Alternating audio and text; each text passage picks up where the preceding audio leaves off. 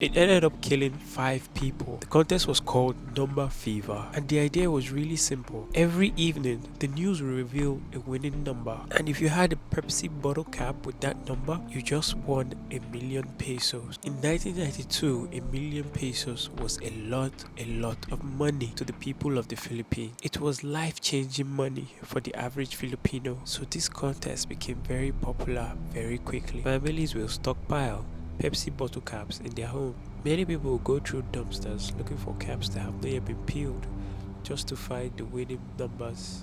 According to Pepsi, at the time, half of the country's population was actively participating in the contests. The popularity was so much that Pepsi decided to extend Number Fever for an additional 5 weeks. So the contest kept on going on, and that extension was what caused so much problem.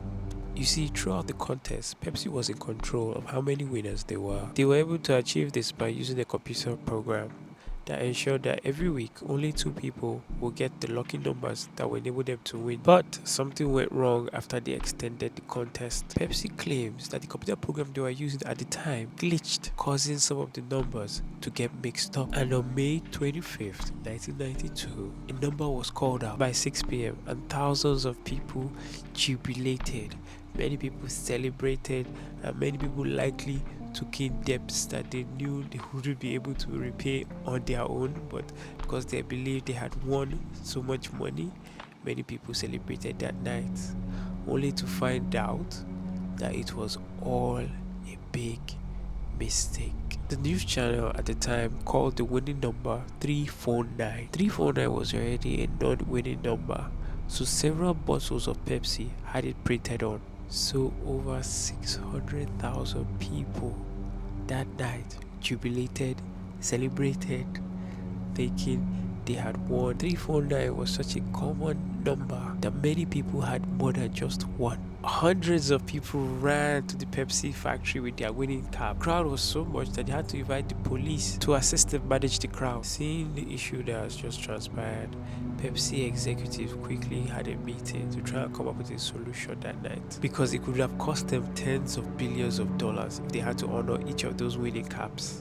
So instead, they put the blame on the computer and offered 500 pesos for every cap that won, which is basically 0.05% of the original 1 million pesos that every winner was expecting. Whereas some people agreed to this offer and they turned in their crowds, but majority of people didn't. Remember, like I said, that night at 6 p.m., a lot of people would have bought credit, a lot of people would have made so many promises that right now they needed Pepsi to cough up that money because they would have put it themselves into a lot of debt. So majority of them refused. They believed that Pepsi was a multi-million-dollar international company and they could afford to pay them each the amount that they won.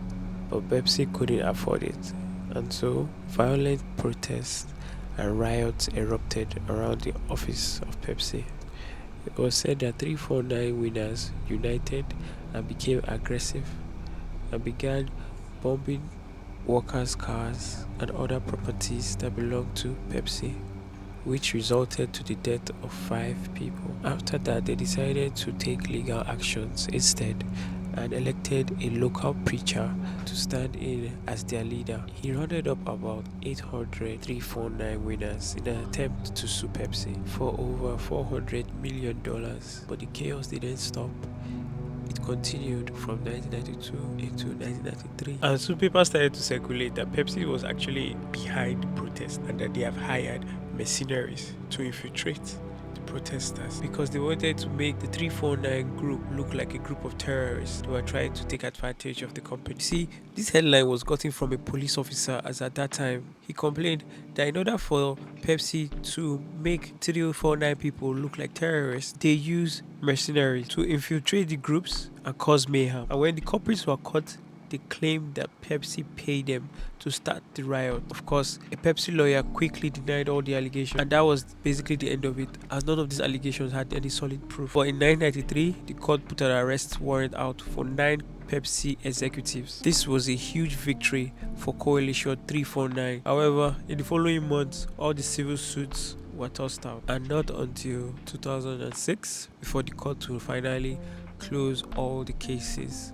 concerning 349 winners. After it all, Pepsi only paid 150,000 pesos for the mishap.